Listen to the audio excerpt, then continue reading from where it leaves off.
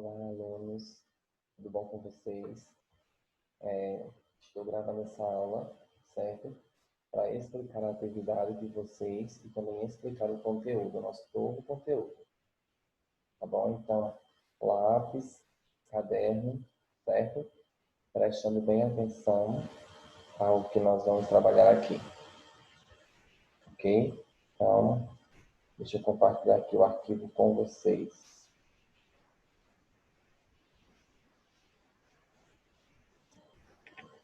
Como vocês sabem, nós já estamos na semana 11 de atividades, tá certo? Então, vamos lá. Nós temos aqui a nossa atividade dessa semana. E na semana anterior, perdão, na semana 10, certo? Que é a semana passada, nós começamos a trabalhar o conceito de ortografia. Né? O que é ortografia? O que é que ela estuda? Então, a ortografia nada mais é do que a parte da língua portuguesa que se preocupa em estudar a maneira correta de se escrever. Ortografia é uma palavra que vem do grego. Orto quer dizer correto, grafia quer dizer escrita. Então, ortografia nada mais é do que a escrita correta das palavras, de acordo com a língua portuguesa pede. Tá bom? E na semana passada, nós começamos a ver, certo, o emprego de duas letras que causam muita confusão, que é o emprego do S e o emprego do Z. Mas por que, professor, confusão? Porque essas letras têm algo em comum, não é? Que é o som em algumas palavras. E aonde é que eu uso S? Onde é que eu uso Z? Como é que eu faço para diferenciar, para não escrever errado? Nós sabemos que há algumas regras, certo? Mas a dica que eu deixo aqui para vocês ficarem craques na escrita dessas palavras é a prática, o exercício, certo?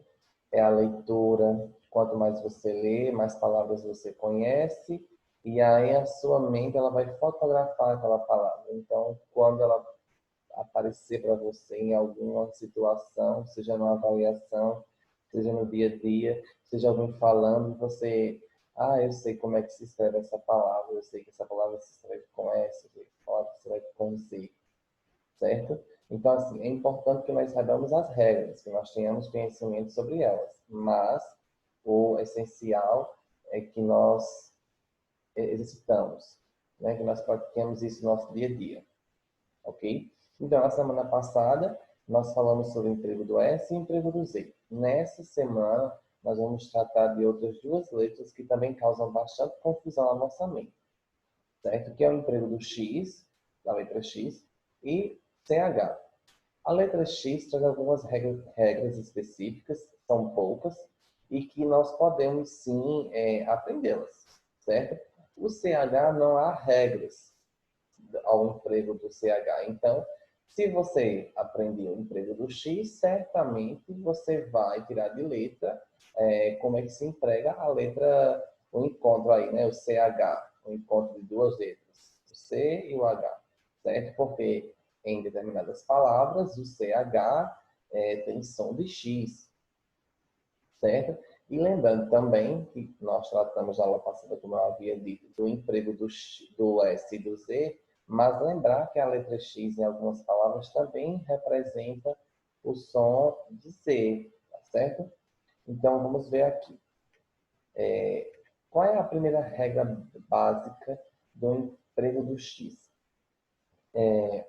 Em palavras que começam com a sílaba em, certo? Então aqui tem a palavra inchada e enxaqueca. São dois exemplos ali, né? A primeira sílaba é em, é N, e em seguida é escrito ali com X, certo? Mas aí aqui deixa bem claro que há exceções. Então, nas palavras encher, encharcar, enchumaçar, certo? E os derivados dessas palavras se escreve com CH, tá bom? Então, você tem que saber que em sílabas, em palavras começadas, perdão, em palavras começadas com a sílaba em, eu escrevo com X, mas aí eu devo me deter à exceção de que as palavras encher, encharcar, enxumaçar e os derivados dessa palavra, certo? Se escrevem com CH. Então, enxergo, por exemplo, encharcamento, que é o derivado da palavra encharcar, se escreve com CH. A segunda regra em relação ao emprego do X refere-se a palavras que iniciam com a sílaba MI, né? O NE. Então, por exemplo, mexer, mexido, mexilhão, mexerica, certo? Todas são escritas com a letra X. Todavia, há uma exceção. Então, a palavra mecha, quando se refere ali à mecha de cabelo. Então, é escrito com CH. Então, essa aqui é bem simples. A palavra iniciou com a sílaba me, certo? Você sabe que se escreve com X. A única exceção é a palavra mecha, tá certo? A próxima regra refere-se a palavras de origem indígena e africana, então ali Xavante, Xangô. Sempre que essas palavras fizerem relação ali à origem indígena e africana, elas são escritas com X, tá bom? E por último, após ditongos. Sempre que na palavra aparecer um ditongo e você ficar na dúvida se é X ou é CH, vai ser X, tá certo? Então aí tem alguns exemplos. Baixo, caixa, peixe, trouxa, certo? Então veja aí, baixo, eu tenho o ditongo ai, né? Para quem não sabe o que é ditongo, eu encontro duas vogais na mesma sílaba. Quando eu faço a separação da palavra baixo, por exemplo, eu não posso colocar ba em uma sílaba, o i sozinho e o x e o o em outra, né? Eu falo bai em uma sílaba e xó em outra, certo?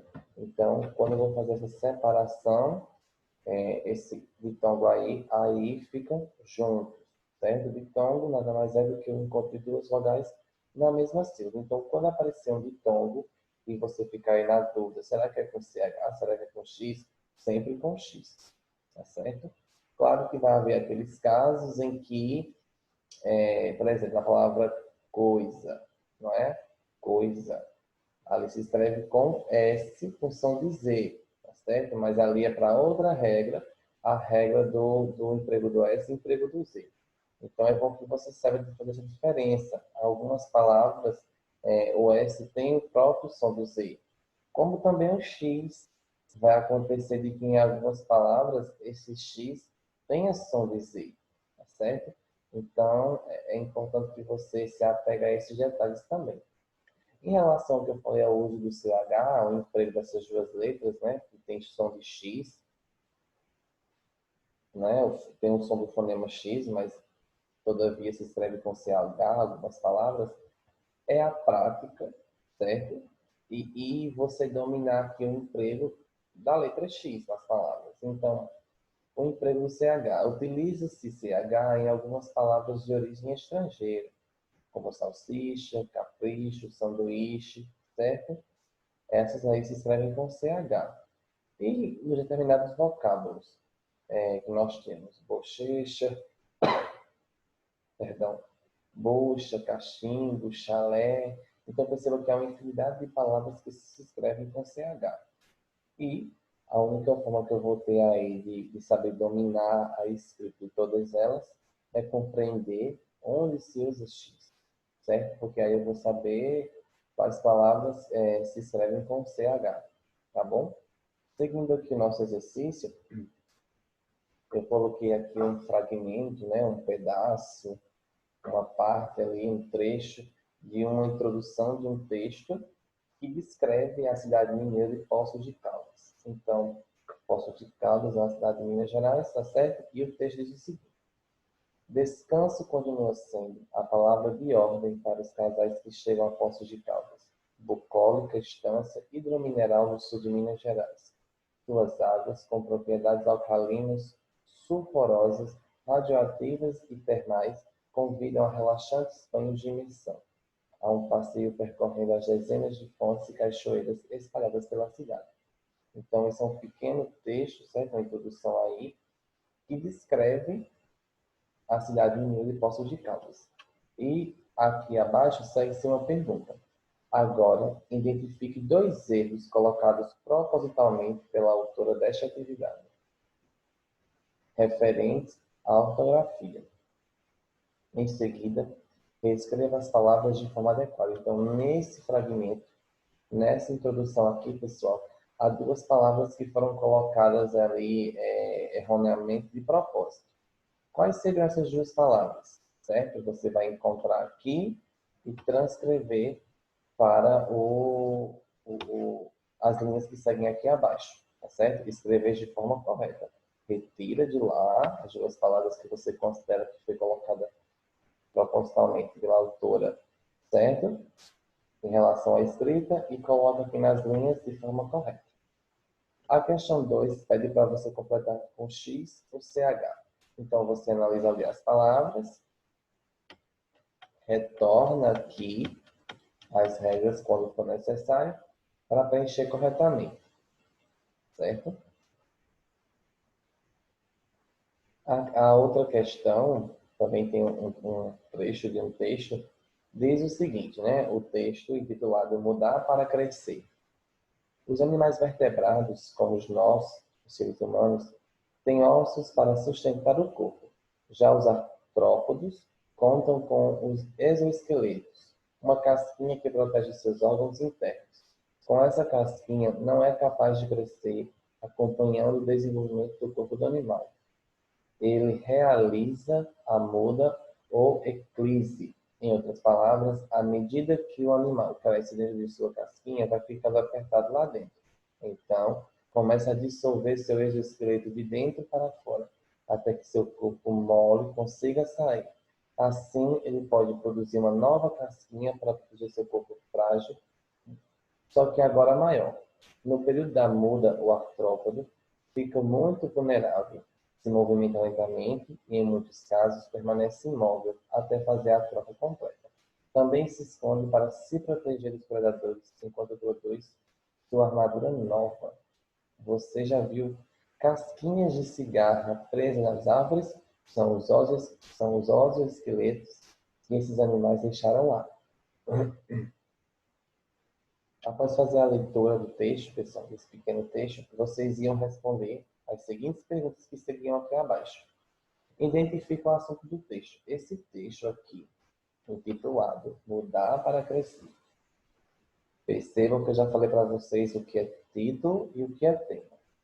Título é o que vem aqui, logo acima, tá certo? É o que intitula esse texto, não é? Traz alguma informação de certa forma, seja para chamar a atenção, seja para nomear esse texto. Essa é a função do título. Diferente de tema, que é o assunto, é o conteúdo tratado no texto. Então, esse texto aqui, ele fala sobre os artrópodes, sobre o exoesqueleto, né, sobre o exoesqueleto, ou sobre animais vertebrados. Qual é o assunto aqui desse texto? Certo? A questão 2 pede para você reler esse trecho aí que está entre aspas, né, esse segmento. Tá bom? Sempre que eu falar segmento, compreendam como trecho, fragmento, tá certo? Então, vamos lá. Abre aspas. Já os artrópodes contam com o exoesqueleto, uma casquinha que protege seus órgãos internos. Fecha aspas. Esse trecho aqui, uma casquinha que protege seus órgãos internos. Essa expressão aí, abre aspas, uma casquinha que protege seus órgãos internos. Fecha aspas. Explica o que é, no caso, o exoesqueleto, traz uma característica do exoesqueleto ou complementa o exoesqueleto. Então, essa expressão que eu li aí, desse trecho, ele faz referência a quê? Ele explica o exoesqueleto, caracteriza o exoesqueleto ou complementa o exoesqueleto. Você vai assinalar a alternativa correta. A questão 3 diz o seguinte, abre aspas, como essa casquinha não é capaz de crescer acompanhando o desenvolvimento do corpo do animal, ele realiza a muda ou eclise. Fecha aspas.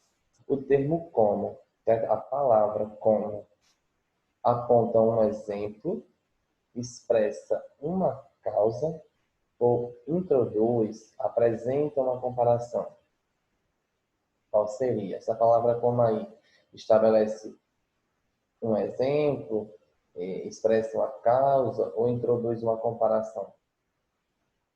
Na questão 4, diz o seguinte: no período, abre aspas, em outras palavras, à medida que o animal cresce dentro de sua casquinha, vai ficando apertado lá dentro.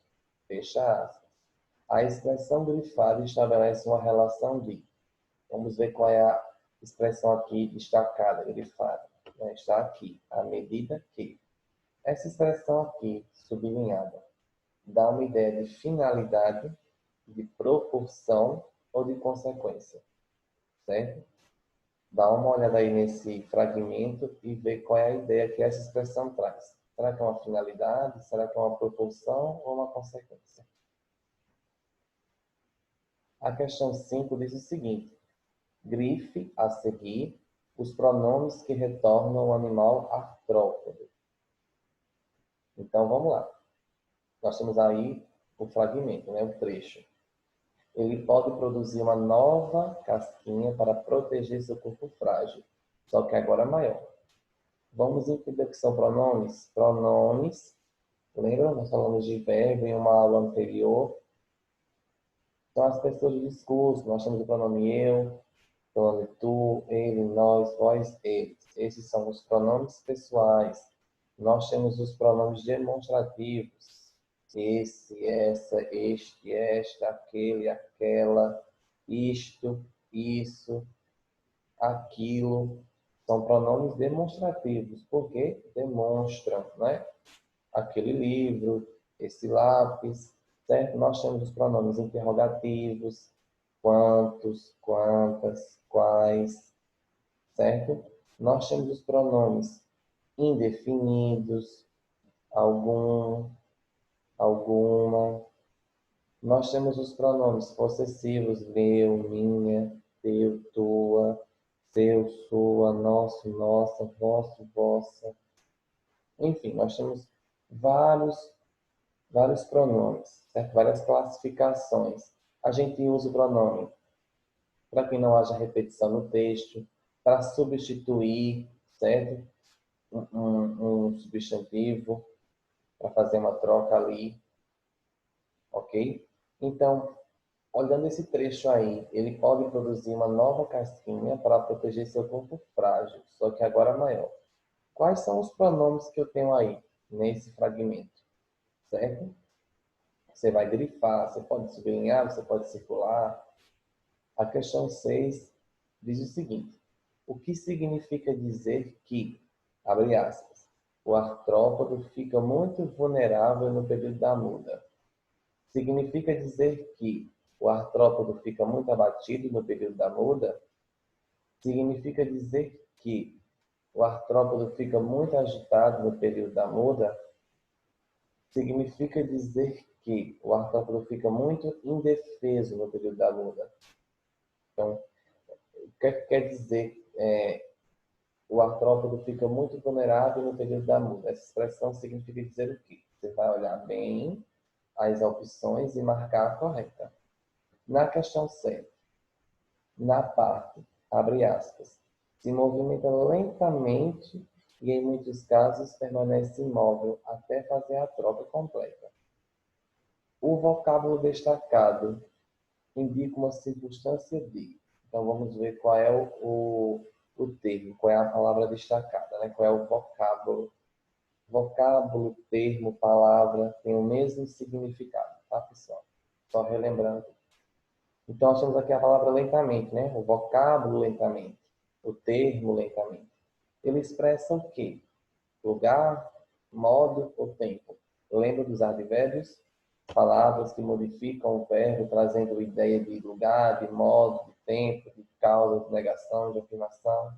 Essa palavrinha aí expressa o quê? Na questão 8, na parte, abre aspas, também se esconde para se proteger dos predadores enquanto produz sua armadura nova.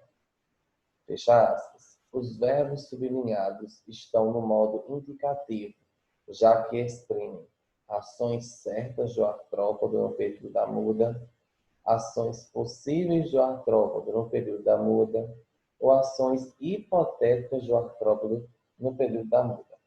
Então, vamos lá. Nós sabemos que o verbo é a palavra que expressa ação, né? Aquele conceito base, e que nós temos os tempos verbais, os modos verbais. O que seriam os modos verbais? Nós temos 3 tipos de modo. O modo indicativo, o modo subjuntivo e o modo imperativo. O modo indicativo indica, certo, um fato real, uma certeza. O modo subjuntivo indica uma possibilidade, algo hipotético, uma dúvida, talvez aconteça, talvez não. E o modo imperativo indica uma ordem, um conselho, um pedido, certo? Uma orientação. Então, aí também se escondem. Então, essas palavras aí, expressões, se esconde, produz, inova. Aliás, só são 2, perdão. Se esconde e produz. Esses verbos sublinhados aí, eles expressam o quê? Certo? Eles expressam ações certas, prováveis, certo? Reais. Eles expressam ações possíveis ou expressam ações hipotéticas. Tá certo? Então, recapitulando, no modo indicativo, eu tenho afirmações, fatos reais. No modo subjuntivo, eu tenho possibilidades, certo? Dá uma ideia de dúvida, de incerteza, de talvez. E no modo imperativo, eu tenho ali o verbo expressando ideia de ordem, de conselho, de pedido, certo? Imperativo, imagina aí, imperador. O imperador faz o quê? Manda, certo? Então, a ideia de ordem. Lembre disso. Na questão 9, na passagem, abre aspas, são os exoesqueletos que esses animais deixaram lá, fecha aspas. A que exoesqueletos o texto se refere?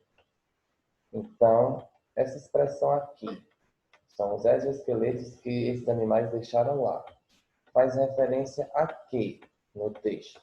Você vai no texto e observa e transcreve a parte em que essa expressão aqui todinha faz referência. Isso aqui faz referência a alguma coisa que foi dita.